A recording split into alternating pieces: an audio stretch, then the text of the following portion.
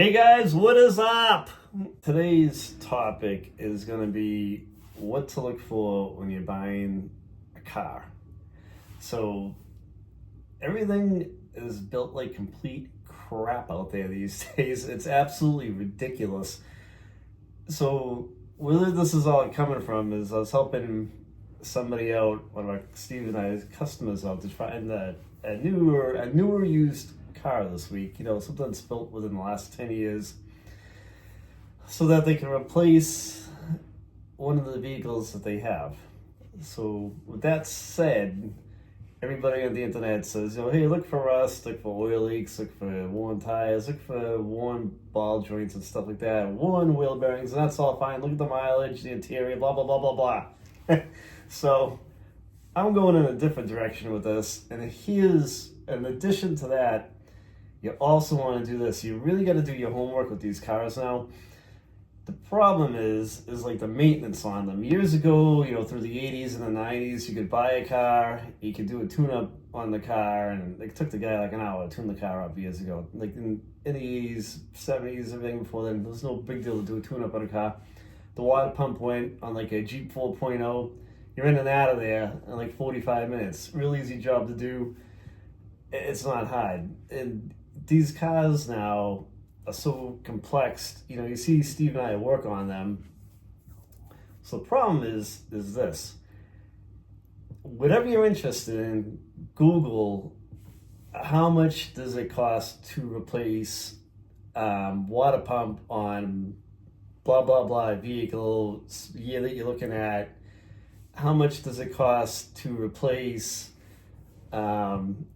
timing belt or timing chain on the vehicle? You look at, search the stuff on the internet. If you're looking for a vehicle that's like, within the last 10 years or even beyond that, just look at it. The problem is, so like take a Pathfinder, Nissan Pathfinder, something that's like, 2017, 18, 19, 20, when those cars are new, they didn't have problems, but, now those things are rearing their ugly heads. Like those transmissions, I have a buddy that flips cars, and he never buys the Nissan Rogues, and he never buys like the Nissan Pathfinders, because he said those transmissions go like 80,000 miles.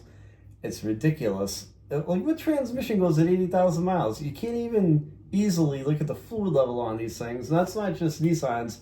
All these vehicles are coming out with sealed transmissions. They don't want you checking the fluid. They want you to bring it to the dealer.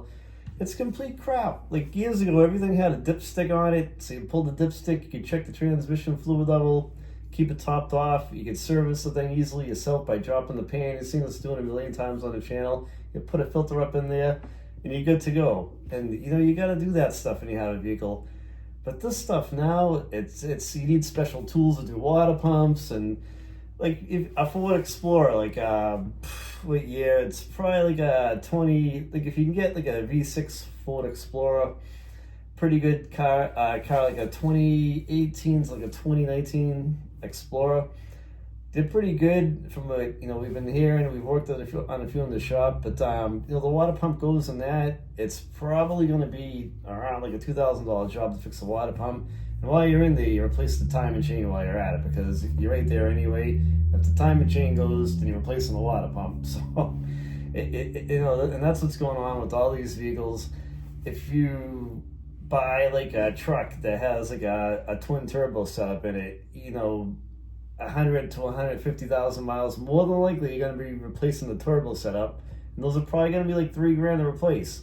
So now if you're in a set of turbos for $3,000, then you got to replace the water pump, and that's $3,000, and then the transmission is sealed and you can't fix that, and the transmission goes, and that's another $3,000.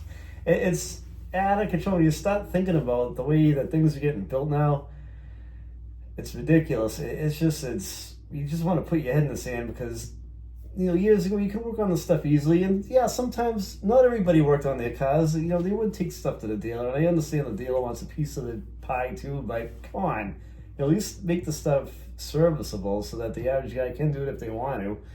It's just there's no way to do the maintenance easy on half the stuff. So we'll try to keep on top of this stuff in the garage and let you guys know along the way what we see that a halfway decent vehicle is that you can fix, a few things on your own if you had to, so you can save a couple bucks. And let's face it, I mean, at the end of the day, you want a couple of bucks back in the bank so you can go on vacation and have some fun and take your vehicle with you. You know, it's crazy. When you're also looking at these, whatever vehicle you're thinking about buying, open the hood. And I've done this my entire life, forever. Not This was 30 years ago. Steve and I and my dad would look out a car. We'd open the hood, look around the engine compartment, see how easy it was to change the spark plugs, change the serpentine belt, or change an alternator or something like that. But do that stuff too. See how easy it is to get the spark plugs, and then hop on to Google or whatever and see how much it costs to do a tune-up on that vehicle to see what you're getting into. So you're trying to position yourself to the best of your ability, and nothing is foolproof, believe me. The crap has happened to the best of us, but you got to try to position yourself so that the cost of maintenance is at a minimum, and if you had to, can you do this job yourself? And we try to show you guys a lot of that stuff on the channel, with friends and customers coming in and stuff like that. But I hope you guys are enjoying the channel, and you can figure out how to do a few things, maintenance things along the way in your car, your truck. We try to show as much as possible. And if we run into a jam on one of our jobs, we're not out here, trying to sell parts and crap like that. We're going to show you what we ran into and how to get around it. We do it all the time on the channel. Steve and I run into this stuff constantly. We'll do like a wheel bearing and something will bite us in the ass. And I'm like, shit, we got to show this and how to get around it. We do it all the time.